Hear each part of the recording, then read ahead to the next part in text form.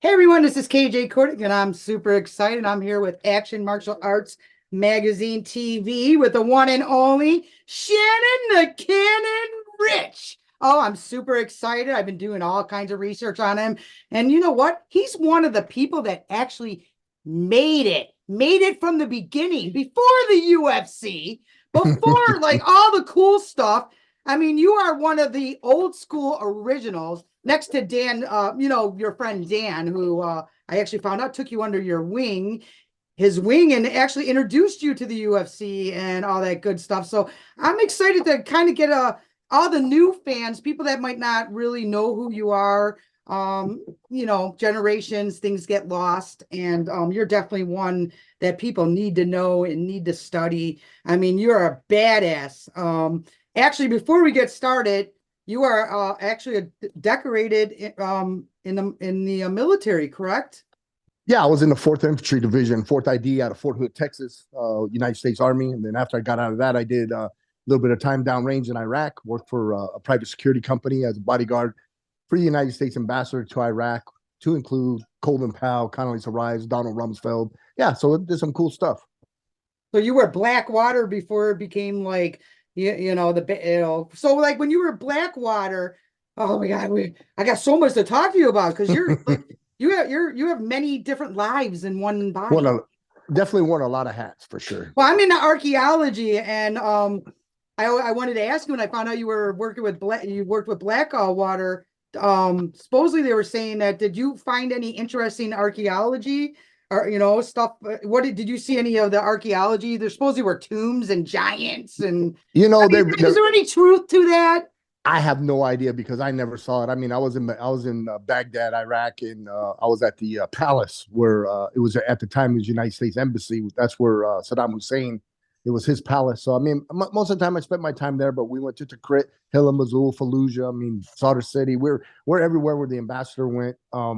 So yeah, I never got to do any archaeology or anything like that. But Supposedly there was some big giant fight, some red hair. You hear it all. And since yeah, since I heard that name from you, I was like, I'm gonna ask him. yeah. And by I the way, personally, I come from Army and Navy. My dad was a naval okay, photographer, yeah. um, and my mom was one of the first women to get to be an officer to officer school, and then she ended up marrying my dad, and that was the end of her career. She popped out 5 kids, and here I am. Wow. And my sister, unfortunately, her husband has that brain disease that a lot of the TBI. well, no, he got the something you were breathing. I'm not sure, something from the Hmm. sand, but I guess a lot of them have it. So we've been dealing with that. And my sister actually basically got a motorhome and went to all the VAs and helped all the VAs navigate paperwork because obviously you know how hard that is when you Sure. need. So I mean, it's really cool. And I found out you were military too, acting, all kinds of stuff. So I'm overly talking because I'm excited to do you. So I'm just gonna let you kind of dive into it. I just want to thank you for your service. Oh yeah, yeah. And why don't you like kind of get all the fans up on, basically who you are? Like pretend like nobody's ever met you, don't know you, have no clue what you done. Um, Well, definitely wore a lot of hats. I'm Shannon the Cannon, 8-time MMA world champion. I have more MMA fights than any living fighter. I mean, that's my claim to fame. Also current bare knuckle boxing, heavyweight international super fight world champion. 26-3 bare knuckle boxing. Fought in London, all over the United States, Mexico. I mean, you name it, I probably fought there. Definitely started fighting back in 1991, where I'd go to Mexico and we'd have the chicken fights, the dog fights, and then the people would fight. And this is pre UFC, so everything is bare knuckle, no weight classes, no rules. Also did something called Lethway. Lethway is Muay Thai kickboxing with headbutts, elbows, knees, and wrestling takedowns. And that's in Myanmar, in Burma. So I'm one of the only Americans to ever go there and fight and do that there, traditional Lethway. But also Muay Thai. I mean, I trained with Fairtex. I was an original Fairtex fighter. You know, if it's a combat sport, I've done it. I've done Brazilian Jiu-Jitsu for 20 something, almost 30 years. I'm a 4th-degree black belt under Carlos Machado. Um, Kickboxer, professional wrestler. I hold the current belt for the Heart Legacy Wrestling, HLW out of Canada. Heart Legacy, if anybody know the Hearts, the Hart family is big in Canada. I'm the current heavyweight world champion there. So yeah, I'm just a combat sport enthusiast, and then retired from MMA.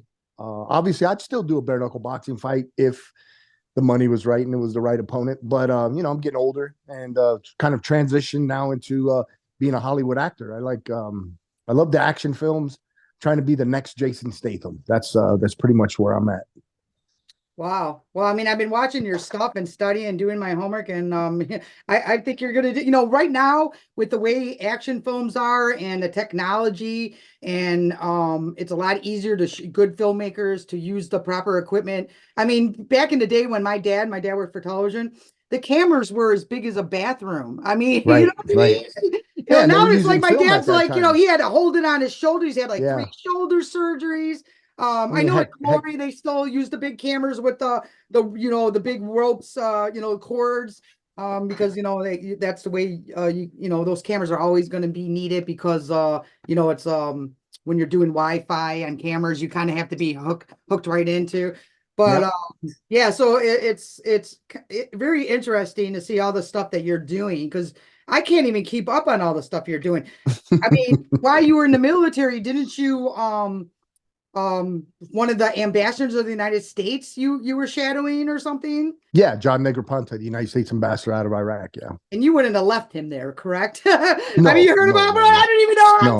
no. Don't kill me. But you heard about that all where they kind of left you guys to rot. Some of you. What did you when you heard about that? What did you think about that? Because people don't realize when you're in on the moment on something that scary, it's really easy for a lot of people to put their opinion in. But Well, I've been telling people that being a bodyguard is kind of like playing chess. Sometimes you got to lose a pawn to save the king. So I mean, if you have a detail and you have a client or the number one guy you're protecting, you're there to protect him and make sure he stays alive. And none of the guys in my group would ever ran away. They would all take a bullet for that guy. So yeah, it wasn't us. We're trying to just do the best we could. I think it's amazing, because you're actually training people now. I noticed that you actually have a business, right? Where you take people and you train them, correct? Did I see that right? Yeah, we have a range. We take just regular everyday people like soccer moms, first time shooters. They've never even shot a weapon. They buy a weapon and they're like, okay, now what do I do with it? So we teach them how to one load the weapon, unload the weapon, clear the malfunction, how to squeeze the trigger, how to put it up, look for the target, sight alignment. I mean, we more or less take somebody that's never shot before and teach them how to shoot. But it's soccer moms. We do CIA, SWAT, FBI. We do police officers. I mean, we train everybody. Wow, that's so interesting. I know a lot of it is repetition because Absolutely. when you're in it's easy to say you could do it, but when you're in that moment, I've seen many people fumble. You know what I Yeah. mean? And they Yeah. think and they swear to me they know what they're doing, and then all of a sudden they're like, and I'm Yeah. like, When it gets intense and your heart rate jumps up, you get in that fight or flight uh, situation, your fundamentals have to take over. Your reactions are going to be, you're either going to know what to do or you're going to run or you're going to freeze. And so that's pretty much how that goes. And that's same in fighting. If you could be training in the gym and you're kicking the bag and you're kicking your opponent and you're sparring and you're doing something great, and then when you go fight live and you're in there with 100,000 people and they're all watching you fight, sometimes you freeze. Sometimes you see those guys freeze in the big ring. So well, it's yeah, it's like, just practice. cardio. I know a lot of my athletes, they can run 20 miles like it's nothing, but they get Hmm. into that ring and they tell me that's the longest 3 minutes or whatever the bout Oh, is they've ever dealt with. So it's so different, mentally, because mentally you can wear your body down in 2 seconds. yeah, I And tell everybody it is mental. It's a mental game. You have to just do it so much that it's that you can do it with your eyes closed, and it becomes second nature. I mean, a lot of times you get fighting and you get hit and you're kind of knocked out a little bit, but you're still going on impulse because you've done it so many times. Well, speaking of that, so let's dive into your fight career. Obviously, I'm a kickboxer. Well, I'm not a kickboxer. My organization is a kickboxer. I promote kickboxing and work with And the. what's that organization? What is it? We're called WACO, World W. Association of Kickboxing Organization. What's the So we are acronym? the yeah, WAKO. WAKO. Yeah, WAKO. Yes, Okay. All right. WAKO. So You know, I love Waco. It's the way to get to the Olympics now. We are the Olympic team. We did not make it this year. We made it to number 8, Hmm. which is, as you know, that's a pretty big feat. You know, Yeah, absolutely. Great Top 10. Dancing beat us out. You know, my boss, Rob Zabilski, the president of WOW, felt we should have beat squash, but you know, to make 8 and only having a year and a half after we completed our probation, or you know, or the 3-year period. So right now we go to the World Games. Will be for our next what our young athletes. We have the nationals coming up in February to be in the World Games, and then we stop. And then we have to wait a couple years, and then we vie again for the I believe it's 32 Olympics The 32. We'll tournaments. make it there. You know, you got to start everywhere. So I'm excited that we are the official team. So and that's what I do. And you did kickboxing. So let's dive into our kickboxing before we hit all the other stuff, because obviously most of my fans are kickboxers. Yeah. Uh, So, Tell me a so little in bit Japan. about your kickboxing career. Well, I trained with Fairtex in Thailand, and then actually came back to the United States and Boone Kurd and the guy by the name of Bob Kamel out of Arizona. He has Golden Era Muay Thai. He's the one that got with Philip out of Thailand, and they brought Muay Thai to Arizona. They brought it to the United States, and that was the original Fairtex. Since Wow. then, it's all in San Francisco now. But the original Fairtex for the United States was in Chandler, Arizona. So I used to train there, became a Fairtex kickboxer, got my fundamentals there, trained with Boone Kurd, got my shorts, then became a professional kickboxer, and then started working with a guy by the name of Steve Fossum. Steve Fossum had international Didn't he sport pass combat. away? Yeah, he Steve's the one did. that Yeah, passed yeah, away, yeah, right? yeah. Steve Yeah, that passed was away. war. So he took me to, several kickboxing events, and fought for him for several years. Went into a fight Lethway in Myanmar and Burma, and then that led me into fighting in K1 in Japan. So I got to fight for the K1 fight company out of Japan. And to me, it's like if you fought for K1, that's the World Series of kickboxing. That was at the time the Yeah. biggest kickboxing event that there was. I mean, now probably Glory. Glory's probably the biggest one. But at Well, the time it was Glory, K1. a lot of my fighters, they unfortunately Glory likes to pilfer my fighters, our Yeah. athletes. You know, because every time one of my athletes win, Glory offers them something, and it's so irritating because we are a 50c3 nonprofit, obviously, and Hmm. in the IOC Olympic area, that's not funded in the United States. So it's really hard to lose fighters to Glory at times. So me and Glory have a little bit of a rivalry because I go to Glory and yell Waco right in their face, and they're like, Yeah. "Oh, that's our fight that you're taking," you know. Glory. So now, did you fight in Glory? I saw. No, I didn't fight in Oh, Glory. I fought in One FC at the time. It was a different organization before it became One FC. So I fought for them, fought for Pride, fought in Pancras, fought for King of the Cage. Pretty much, I fought for every MMA organization except the UFC. yeah, so you know, people don't realize, you know, because we did talk about this. There were no cell phones back in the day. There were no, you know Correct. what I mean? So you kind of got robbed a little bit, because a lot of your statistics, you know, it's because people didn't have cell phones and everything wasn't like, it was VHS with one camera back then, you know? Yeah. Well, not only that, there was pre-internet. You got to remember I was started fighting in 1991, so there was no internet. Um, a lot of my fights are lost, and there's some organizations where, like Sherdog, for example, or you can go and find my stuff, but it didn't show since 1998. So from 91 to 98, all my fights are missing because they're like, well, who did you fight?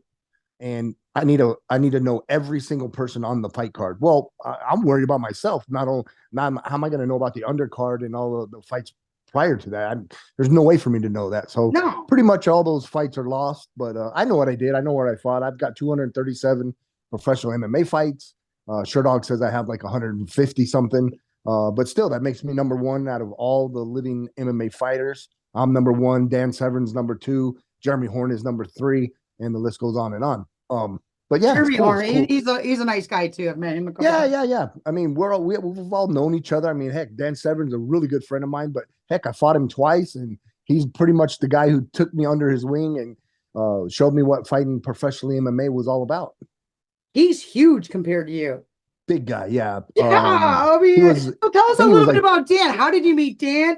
You know, because people don't realize you are the people that, you know, UFC was nothing when you came along, no, you know, no. In and 1993, it came out, and I was fighting in 91, but Dan Severn came out in 1994. Dan Severn is from Arizona State University. I mean, he's from Coldwater, Michigan, but he wrestled at Arizona State University. He's a Hall of Famer there. I'm from Arizona. We both know a lot of the same people, have a lot of the same connections. I met Dan Severn. Dan Severn said, you know, he knew I was fighting. He said, "Hey, we got this fight in Hawaii. Would you like to come out and fight?" And I said, "Yeah, absolutely." So he pretty much he booked me the fight, and uh, was one of my first sanctioned events, fighting in the Blaisdell Arena in front of 10,000 people. And then from there, it went wildfire, you know. And then a couple years later, they asked me, "Do you want to fight Dan Severn?" I was like, "Yeah, I'm friends with Dan, but yeah, I'll still fight him." So we ended up fighting twice, and been friends ever since. So when you were fighting, was it a like a real fight or a smoker Oh fight? yeah, yeah, absolutely, real Was fight. it Yeah, weird fighting? You know, because it's almost like my sister and I playing basketball. She knew all my weaknesses, so I ended up no, usually punching her because this is like, you know, why are you pushing me no. that way? In this world, you know, MMA was so small at the time. Well, it's still small now. I mean, if you're an MMA fighter, you pretty much know everybody. But yeah, I fought several people that I've known and actually been friends with. Frank Shamrock, for example, I fought him. He's a good friend of mine, and he broke my arm during the fight. Wow. I fought several people that are actually my friends. Fought a guy by the name of Michael Buell. He was a USWSF lightweight world champion, one of the first guys to go to Abu Dhabi. Him and I were friends, and we're actually real good friends Abu now. Dhabi, that was is that the one you were telling me that you were the first American to do, or No, was I it? was the first American to go to Myanmar fighting Lethway. Yeah, Wow. That's yeah, well, tell yeah. us a little bit about that. That's really cool. That's, you know, history making. Well, yeah, it was history. There was three of us to go to Lethway in Myanmar. It was 20,000 people in the indoor stadium in Myanmar, Burma, and the year was 2001. And the Marines, actually, we had to go sit with the Marines at the U.S. Embassy in Burma, and they said, "Hey, if it gets out of hand, you know, we'll protect you." And sure enough, it did. We fought. I fought one of their top guys. I knocked him out. They were throwing chairs and water bottles and oranges and pretty much anything they could throw, You hit with and it was kind of oranges. like a mini riot going on. So yeah, it was Wow. pretty And you're crazy. in another country. You know, I'm sure Yeah. knowing that, you know, you had some military background helped, but that's still got to be pretty scary, you know. Oh yeah, it was definitely scary, but you know that's same as when I went and Adrenaline fought in rush Russia. too. I fought in Russia. I fought in China. Fought in Amsterdam, Canada, Mexico, Puerto Rico. Everywhere you fight, there's always a story. Yeah. One story for an example, if you want something to laugh at, is we went to go fight in Puerto Rico, and it was myself, Don Fry, some other big names on the card, and the promoter faked a heart attack. So we have, you know, like 10,000 people in this big baseball stadium, and the promoter faked a heart attack, and the fight got canceled. So we were just stuck there in Puerto Rico with no fight, no money, no one got paid. Oh man, it's I've heard pretty plenty. crazy. Yeah, I've heard, you know, we're in old school. Old school, you would have yeah, like your shoulder would be broken, and you know, and you'd be like, it's so different now. yeah. You know, old school fighting, they didn't even have rules back. I was watching one Pretty interview much. where someone said, "Well, just don't bite them." You know, Yeah, we had a fight like that in Khabarovsk, Russia, and I was fighting in an 8-man bare-knuckle MMA tournament, and I was the first American to ever win the tournament over there. And the guy was doing a rules meeting, and you know we were like, okay, what are the rules? And he's like, well, there's no rules. And I was like, no rules? He goes, well, no biting. And then he said, well, you could bite, but no biting. that was so So funny. so yeah, it was I nuts. saw that interview. I just died. You know, Yeah, especially the ones where they started out with chickens, then they went to dogs, you know, then yep, they went to humans. Now you can never yep. get away with that. Now, you know, nowadays No, no, no. Now you're it's, you know, this is prior to sanctioning bodies. You know, you have the boxing commissions now, yeah. and you know, and they have weight classes, and yeah, now it's pretty much safe. At that time, it wasn't too safe, but you know, we're talking, you know, 30 years ago. This sport has just blown up. I mean, kickboxing's blown up, karate is blown up. I mean, they're doing full contact karate now, combat karate. I mean, it's just for combat sports now. this is the time to get into combat sports because Mhm. there's money to be made. You got to remember when we were coming up, there was really no money in it. Now you can make good living at fighting. Well, yeah, and back then too, the shelf lives were different too. I mean, you can get really hurt and your whole career was over. Oh And yeah, career's I over. Break your mean, arm, broke your leg. Yeah, it's done. and Yeah, it was a little dirtier back then. Now you can't do that stuff. It's like correct. I seen it all. So another thing I thought was interesting is you fought the guy that beat 5 Gracies in a row. Um, Sakuraba. yes. I now Yes, did you because win that or what I happened? did. Hey, look, I got a phone call from Don Fry on my birthday, September 27th, 1999. The fight was October 31st, 2000 or 99. And Don asked me, "Hey, do you want to fight Sakuraba?" And I'm like, "Well, yeah, absolutely." And at the time, Sakuraba was the number one MMA fighter in the world. I mean, he had beat everybody. He beat 5 Gracies in a row. Right? No one, yeah, no one wanted to fight him. And so literally it was like fighting Michael Jordan of MMA. And I started fighting him and absolutely I got one takedown on him. Actually, I took him down, started kicking him while he was down, which is his move. So I got to do his move to him. He double legged me, took me down, and ended up getting me with an ankle lock, which is my move. So I did his move on him, and he did his move on me. So it was a great learning experience. I got to fight in Pride as a main event, Pride 11, and that launched me to fight a couple more times in Pride, and then a couple times in K1, and just pretty much launched me as an MMA fighter. I mean, it's impressive. I mean, not only so you did that, and even bare knuckles. I mean, there's not many pictures of your face destroyed. I've had a couple of my athletes who did bare knuckles, and honestly, I was like, "Are you sure you want your face to look like that?" I mean, you're women, especially women, coming up with broken. I mean, I'm too vain. I'd be afraid of Yeah, my nose getting broken. But so when you fought bare knuckles, did you get ripped up at all, or were you pretty? yeah, I've had some broken noses, broken hands, but that's nothing too crazy.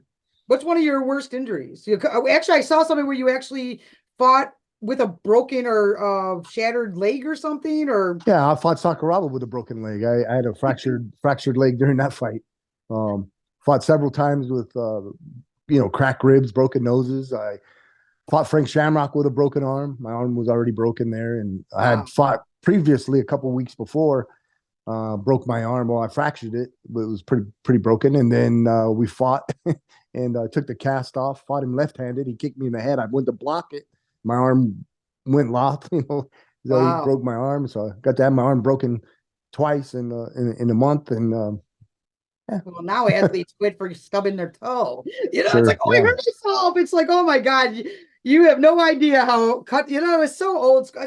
I miss old school a little bit. Now people won't even fight if the guy's 2 pounds overweight. I used to fight guys, 10, 15, 20, 30 pounds heavier than me. So But you took on Dan twice. I saw the yeah, Hawaii one. So, yeah, he was 279. I was like 178, something like that. oh, that must have been a 175. good. You guys must have had fun too. Yeah, it was a good time. So, okay, so out of what is like maybe one of your more memorable fights that kind of stick out in your mind as being, something that was the one that you feel is makes you think happiness when you like, hey, I did that. I didn't think Well, I obviously, I fought an 8-man bare knuckle tournament in Russia. I was the first American to do that and won eight won the men. tournament. Wait, so they put Yeah, you in that you're talking where they put you in that cage and there's yeah. 8 men and it's like No, it's no, basically don't no. It's bite a one you got another. to win. You got to win 3 times in one night. Wow. So I won 3 fights in a row and end up winning the tournament. Um, Fought for BKFC bare knuckle fighting championships in Cancun, Mexico. I think the fight was like 15 seconds or 20 seconds in the first round with a knockout. Got the belt. Wow. You've had a Yeah, lot that of was pretty. knockouts, Yeah, actually. I've had lots of them. Yeah, no, Good I times. mean, I honestly, I'm so sad that back then that unless There's you a found someone that taped that actual fight with a one of those big camcorder or the right. promoter kept the VHS after all these years, it's lost and it made me sad. I looked everywhere. I looked everywhere. I Well, was right now, if you go to MMA Super Fight or Super Kick, sorry, MMASuperkick.com, you'll see me kicking a guy by the name John Wood. I kicked him in the head.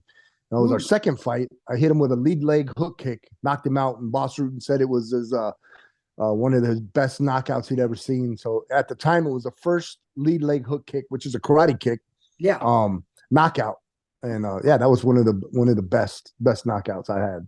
Right. That is pretty cool. So then you did that, and then so as you got into your 40s, were you finding you were slowing down or No, I was actually feeling better. I mean, yeah. at first I was fighting at 155, and I'd fight at 170, then I'd fight at 185, and I'd fight at 205, then I'd fight at heavyweight. As I got older, I wanted to fight at heavyweight because I hated cutting weight. I mean, cutting weight was the hard part.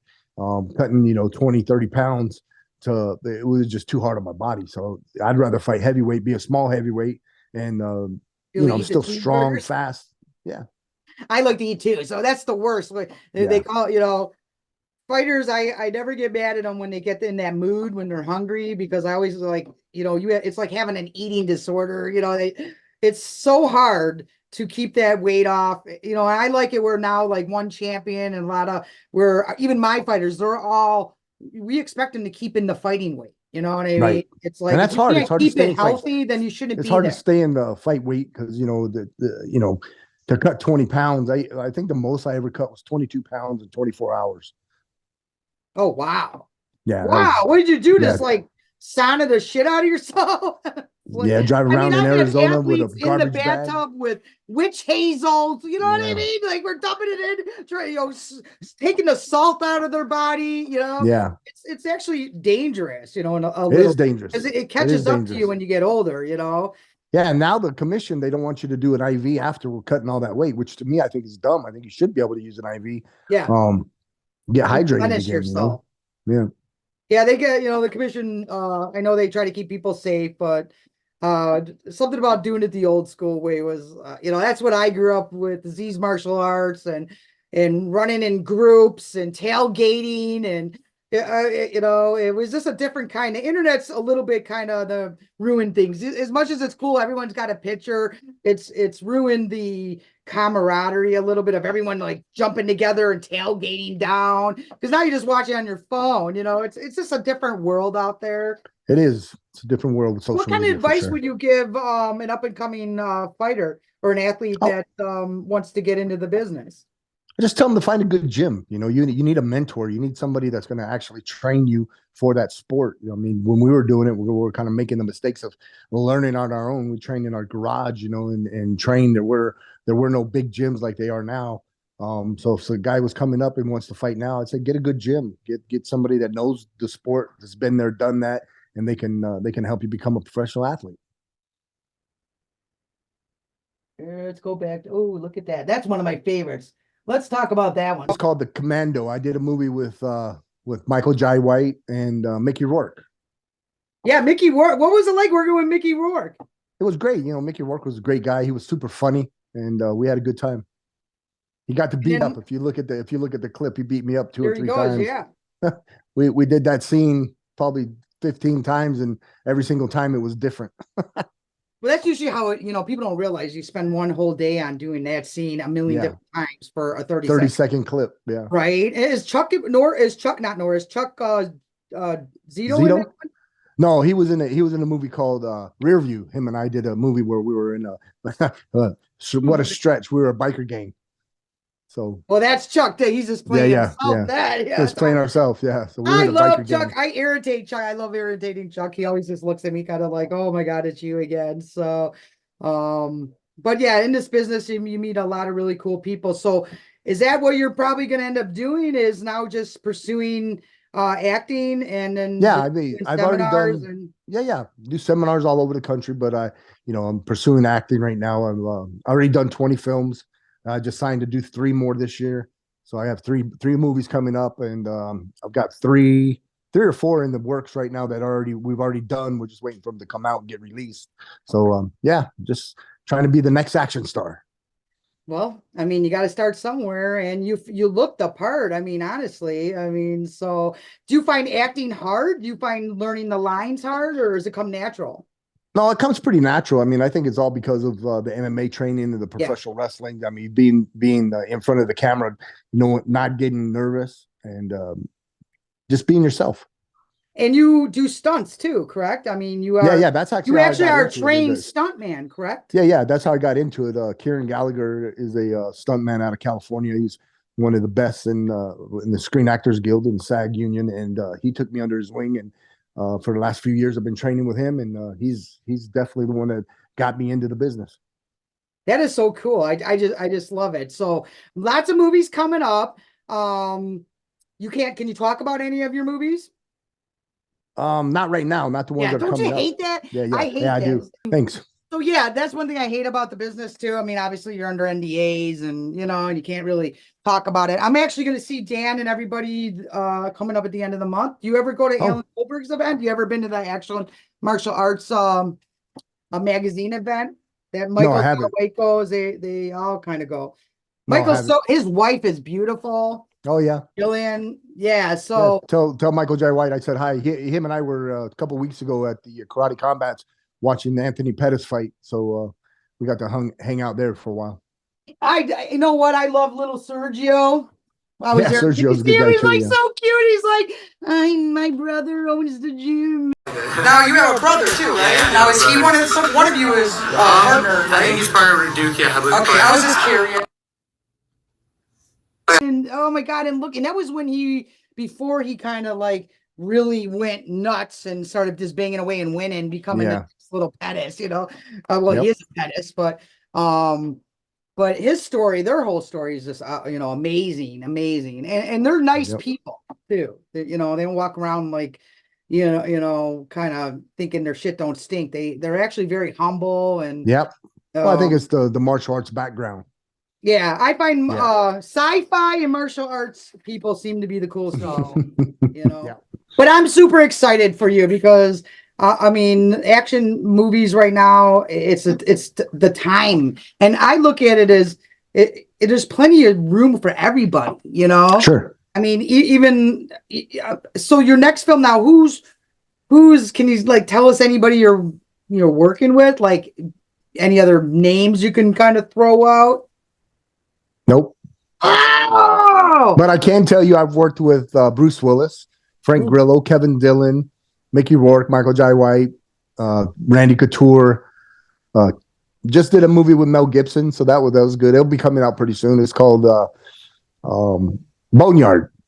Oh wow! So now that'll be coming out Bruce soon. Willis, obviously you heard he's very ill right now. We did this film over 2 years ago, and Bruce was having some cognitive issues then. Yeah. So we knew something was wrong, and the dementia had kind of sat in then, and the handlers were like, really making sure he didn't lose it too much on set. So we knew something was wrong over 2 years ago. So having him come out and say that he had this dementia problem, we already knew. It's just really so sad. And all that. And if there really was a cure, even like Steve Jobs who died of cancer, don't you think if there was a cure, someone who has $1 billion would have it? I mean, you think so. I mean, let's be truthful here. I mean, unless the powers be are trying to kill him off, you never know. Never know. Weird with our, structure. Oh, look how cute! What kind of dog is that? 2 Chihuahuas and a little German Shepherd. Oh my God, that's so cute. So hopefully your movies will be out in the next, like in 2024, correct? Like coming up, maybe release. Yeah, I mean, usually they film them within 3 months, and then it takes sometimes 8-9 months before they come out. Yeah. So I mean, we filmed the one with Mel Gibson almost a year ago, and it's just now coming out. So now I hear Mel's really cool too. He's one of the best actors I ever worked with. He's super nice guy, man. He was really down to earth, really cool guy. Well, he bought an island, moved to it just to keep his kids away from the business, So he's very aware of the business, That's one thing I liked about him. A lot of people dogged him, but he's down to earth guy. Yeah. So, and then while I was doing my research, I did come across some drama, and it actually kind of irritated me, to be honest. I'm not a Joe Rogan fan. Sorry, Joe. I'm just not your fan. I liked you better on Scare Factor, whatever it was. Fear Factor. And he irritates me because he used to be I guess Joe Rogan used to be a kickboxer. I don't know if he was a kickboxer. I think he did Taekwondo. Oh, see, I've been irritated with him. Someone told me he was a kickboxer, and I'm like, we're an organization that a lot of people volunteer their time for, and I thought he was. Someone told me he was a kickboxer, and he doesn't care about kickboxing, and I'm just like, well, why wouldn't he care about kickboxing? So because of that, I was like, I'm not watching him if he doesn't like kickboxing. But I did see, because I don't watch him, I was surprised at everything I saw. So who said there's some guy that was dogging you that really irritated me? That was Brendan Schwab. Oh, Brendan. I mean, Yeah. really? Come No on. big deal. I mean, it's water under the bridge. But a while back he was on Joe Rogan, and Joe Rogan was more or less saying, "Hey, look at this guy Shannon Ritch, who has all of these fights." And Brendan Schwab was more or less saying, "Oh, this guy's got the worst record I've ever seen. He's horrible." And I've never personally met Brendan, so fast forward, when I did finally meet Brendan, we were at an event, and I walked up to him, I shook his hand, and I said, "Hey, my name's Shannon Ritch. I heard you had a problem with me. You want to talk smack, but I had never even met you. So why do you have a beef with me?" And he was like, "No, not you. Shannon the Cannon Briggs." I was like, "Oh, so you don't have a problem with me?" He goes, "No, Shannon the Cannon Briggs." I said, "Okay, no worries." And then later after that, he came out with another podcast, and it was him. He was talking trash about me. So whatever. You either like me or you hate me. It's okay, no big deal. Right? I'm the same way. I had someone like threaten me, tell me, "I'm gonna shoot you if you show up somewhere." I walked right up to him and said, "Here I am. Here I am. Shoot me."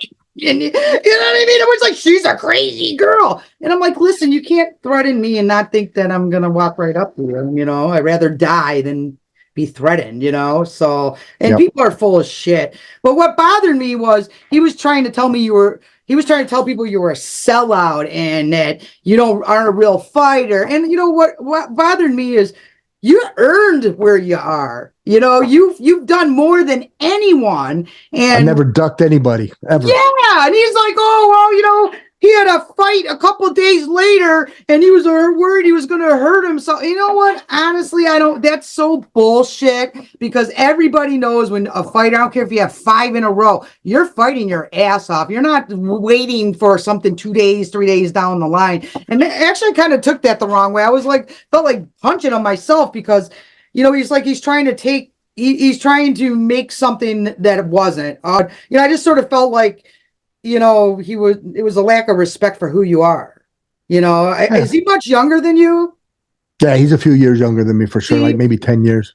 In that 10 years, it was a big pivotal point where I don't think he realized what you did. People like Dan and the people that made it to where guys like the Pettises can go in, make all that money, and the difference was you didn't make that money because you were part of the people that helped get it to the point for the next generation. Just like my fighters now, their children are the ones that are going to be going to the Olympics. Right. But it doesn't mean that what they did was any less important. So yeah, I took that a little offensive. I was just like, dude, come on, and this is from a third party point of view. Not knowing anything really about you versus a little bit, and then diving in and looking at it. It was just kind of like, it came off to me like, like, man, like, dude, like, do you know who you're talking to? It didn't really bother me because people in the business, like, this Tito Ortiz, Chuck Liddell, Randy Couture, guys like that are, the founders, the pioneers of the sport. They all know me. They all respect me. Big John McCarthy, Mike Beltran. I mean, some of the big names in MMA, they all respect me. They all know me, and they're my friends. They're good guys. Well, and what I liked about you too is because a lot of fighters, they have like 50 girls around them, and everything's about the girls around them, and you were everything about the belts being around you. Yeah, I like the belts, and I've won several belts. And another thing is the anti-bully assemblies going around the country talking about just because you're from a small town doesn't mean you are small town. One of the quotes that I tell the kids is, "It's nice to be important, but most important to be nice." Just trying to give awareness back to the kids and let them know that, they're in a small town and they're maybe stuck in this small town. But if you do the things and you do the right decisions, you make the right decisions, you can achieve anything. You can go anywhere. The world is small. You can go anywhere. You can go to Russia, China, Japan. If you want to do it, then figure out a way to do it and go. Right. Well, and speaking of that, you were bullied when you were younger. I saw you Yeah. talking about it. So I mean, I've been bullied, and then I bullied one I actually called the kid. You're like up in the internet, I found the kid, Eric Wambach, and I'm like, I'm sorry. And I swear, he was like freaked out. And I'm like, I don't even think he remembered, but I'll never, and I don't even know why I did it, and it was like my first and last time I ever, because I didn't feel good until this, it was years it bothered me, where I never understood how people can bully someone like it's nothing and fall asleep. Where I did Well, one little thing and it haunted me for years. yeah, I went to a high school reunion, and one of the kids that bullied me sat down and talked to me. And we had actually a really big talk, and he asked me to forgive him, and I did. And come to find out, he was being bullied, and so the reason he was bullying me was because he was getting bullied by somebody else. So I was just an easy target, because I was small, I was the smallest kid in school, and so it's not always about what you did. See, it could be about somebody else too. Yeah. So how did you overcome the bullying? Is that when you Well, got, pardon me? wrestling and martial arts that came into my life, and totally, I had a brother-in-law teach me how to wrestle and got me in the wrestling team, and that's what changed my life. Yeah. Well, and you Yeah. wouldn't be who you are if you didn't go through that. That's the thing. You Yep. know what I mean? And usually, I mean, it's like even like some of the pretty girls where everyone's like, oh, I wish I was that pretty girl. You find out years later that that girl, didn't feel she was pretty and had an eating disorder. You know what I mean? Yep. It's just, Yeah. you never Everyone has know a what story for someone's sure. going through. Yeah. Yeah. Everybody has a story. So yeah. Yeah. So what are some of your inspirations? Some of the people that have inspired you? Oh, well, Dan Severn for one. I mean, that guy's been there, as a wrestler. I mean, he's a phenom, and definitely inspiration for that. Boss Rutan, inspiration there. Randy Couture, just the guys that pretty much, the founders of MMA. Obviously, if it wasn't for Royce Gracie, Brazilian Jiu-Jitsu would never have been what it is today. My coach is Carlos Machado, who is Royce's cousin. So I'm a fourth degree black belt under Carlos Machado. So if it wasn't for the Gracie's family doing jiu-jitsu, then I wouldn't be where I am today. Wow. And you worked with Walker, Texas. Didn't you do a I I, I did. Chuck Norris was a big advocate because uh, Carlos Machado was teaching Chuck Norris Brazilian Jiu-Jitsu, and we were in Dallas, Texas, and I got to be on an episode of Medieval Crimes, and then I did another episode called Unsafe Speed. So I got to do 2 episodes on Walker, Texas Ranger, and that's pretty much what got the bug for acting. I wanted to be an actor because I saw that, and Chuck Norris was in the karate movies, and I was like, man, that's cool. I'd love to do that.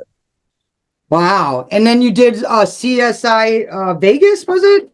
CSI Las Vegas, So that was iCarly, Numbers, Weapon, Ultimate Soldier Challenge, the History Channel. Yeah, I've done several and TV then you shows. did Gladiator, right? Some Gladiator. Yep. Yeah. Was that a Matthew Grant? Do you know who Matthew Granahan is? I don't. Okay, because I know he did some Gladiators work too. You know what I find out? I've met so many people, to be honest, that it's hard to keep up sometimes. You know It what I is. mean? Yeah. I've met famous people. I have no idea they're famous. It's kind of funny. It's just like I was talking to Randy Couture. He got hacked. Did you hear about Randy's big hack? Yeah, he did. Yeah, actually, Yeah. I got a message from one of the hackers. Who were like, "Hey, do you want to spend time with Randy Couture? Sign up and do this." I'm like, "What?" Well, I I was messaged like, Randy. I'm I was calling like, "Randy, what Randy is right this?" now, and Yeah, yeah, and then blocked. But he's still hacked, and he will get his. For anyone watching who's a Randy Couture fan, do not give money to these people. He yeah, was hacked on his official page. See, that's what got me. I was like, well, yeah, Randy, I didn't know you loved me so much. You know what I mean? It's like official yeah. account. And then I'm like, no, this ain't Randy. Randy's not going to ask me for money. I got a great Randy Couture story. I got the opportunity to be featured on the cover of Outlaw Biker magazine, and I didn't have a motorcycle. So I'm in Las Vegas, and I asked Randy, "Hey, can I borrow your motorcycle?" And who in their right mind would let somebody use their Harley? Custom Harley Davidson. And Randy was like, "Sure, yeah, no problem, come get it." And he let me use his motorcycle to be on the cover of Outlaw Biker magazine. They did this big photo shoot, and then put me on the cover. And on the back of the magazine, a picture of me and Randy together. Man, was super cool guy. Yeah, wait, you're talking the Outlaw like the Outlaw biker Biker magazine. magazine? Yeah. I'm on Oh the cover. wow, that is Yeah, I did really like a cool. 9-page article on me. Wow. And you don't even Yeah. ride for real? Well, I do ride. I just don't have a Okay. bike. Yeah, but I do ride. So that's different. You just I borrow ride in a motor. I bike, but you ride in the ride. movies. Or I'm taking the bullshit to a next level where you know what I mean? You're on the Yeah. magazine, you don't even really ride, you know? No, I do. I can ride the bike, but I don't have one. I wish I did. Yeah. I was supposed to actually interview Chuck Zito, and because I know so many people, and I'm the kind of girl that like really don't, everyone's an organization, but I don't really get that. So I'll be like talking to an outlaw and I'll land it, you know what I mean? And I'm like, oh, wait a minute. So I'm supposed to do Chuck Zito a live thing with them. Yeah. And it was really weird. He only does lives though. So I was afraid that one of his enemies will get on or this motorcycle get on. And, and next thing I know, I'm like involved in like I was just like, I got enough problems, staying in with the fighters. I'll leave the motorcycle gangs to Chuck and everybody else. So, and Clubs, motorcycle clubs. Motorcycle clubs, yeah. Yes. I'm actually an avid rider myself. I ride a 900 RR and a 1100. So okay. I can ride better than most boys. So I got a question for you. How do I get into this magazine that you have? Would love to highlight you. Yes. Really? Okay. Yes. Man, that'd be great. I would love to highlight your movies and maybe even do Dan, maybe get a nice something. Of course I got to talk to Alan Goldberg and make sure but I'm excited. So I was thinking that, with your movies coming up and, action martial arts and you're a real martial artist too. Yeah, absolutely. So we're looking for February, March. So I was thinking that would be cool. Maybe when you're able, leading up to one of your movies, something that we can time it out. I was thinking. Yeah, actually, supposed to be starting to film a movie in March, so that might be good. Yeah, so that would really be cool. And I can I know there's Extreme magazine. There's so many that you can get into that I can actually give you the avenue of who you need to. One thing I like is people don't really understand, and we talked about this. Is we were joking about fighters, and I'm like, well, I hang out with the people behind the fighter. You know what I mean? I don't tell people that what I do, but I just know people, right? People like you need, how can I word it like where I don't sound horrible, but behind the scenes, there's people like me that help the people like you become who we are. You know what I mean? And that's a whole team that doesn't ask for kudos, that isn't in front of you going, look at me. Their whole job is to have you be the star. And management teams and stuff like that. Promotions. So that's what I like to do. So like a promoter. And then, like you said, we're sending pictures to each other. I don't tell people, half the people I know, because I find that everybody wants something from you then. So but like yours, like, oh, I didn't, I'm like, yeah, we know the same people, so a lot of the same people. Yeah. And I just like, I'm like that. I've learned the hard way that, sometimes it's better to loose lips sink ships, so and sometimes when people know who they want something. Yeah. So I like to pick people, Gotcha. So I pick you, I just excited. I know Killer X is coming up, which is a friend of mine. He's the old CEO for Action Martial Arts magazine, and he was talking about you for his movie, and oh wow. That's why I was just like, I'm gonna get a hold of him, It's like, so now maybe you could be in Killer X too, It's like, heck yeah, I'm always down. He's looking to be like the next Latino Jason Stigman, So, there's plenty for everybody. That's why I like that one with Sylvester Stallone, Randy Couture, where they're like all of them. What's it called? Expendables. Yes. That's what I like about it. It's just kind of like everybody gets their hate, like, like the world's better together. So, but yes, I would love to see you at the Action Martial Arts magazine event in New Jersey. I don't know how far you live from New Jersey. Dan goes every year. So the movie in March, it starts in March, and that's already signed. And it's already signed. Already did a LOI, which is a letter of intent.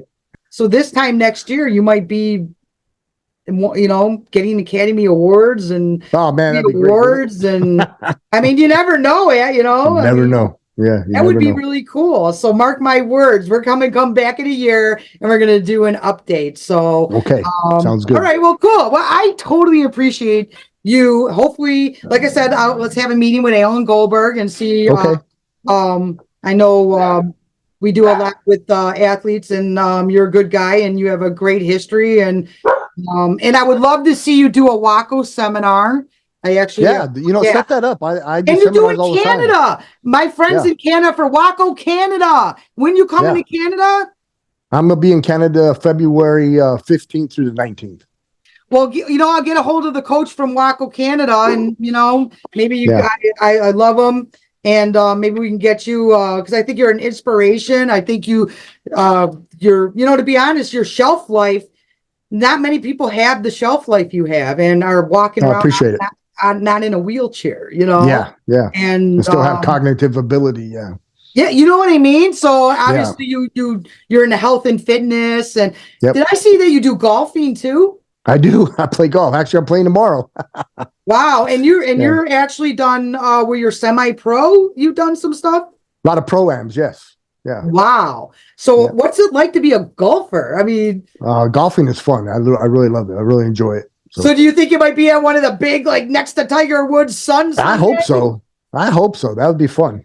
They have a Wow. big tournament out in Arizona called the Waste Management Tour. It used to be the Phoenix Open, and that's one of my goals is to play in that as a pro am. Wow. I like to do that. So where can people find you to follow you? I mean, you're pretty Shannon Ritch MMA. that's it. And also anywhere and mostly That's on on Facebook. Instagram. Instagram is Shannon Ritch MMA, and Facebook is just Shannon Ritch, RITCH. Okay, great. And people, I have a lot of producers and movie people and casting directors. He's looking Here for I a am. job. Yeah. So, and you Always have a looking for manager. a movie job. I do. I got an agent. But if somebody has serious inquiry, they can just get a hold of you, or Yeah.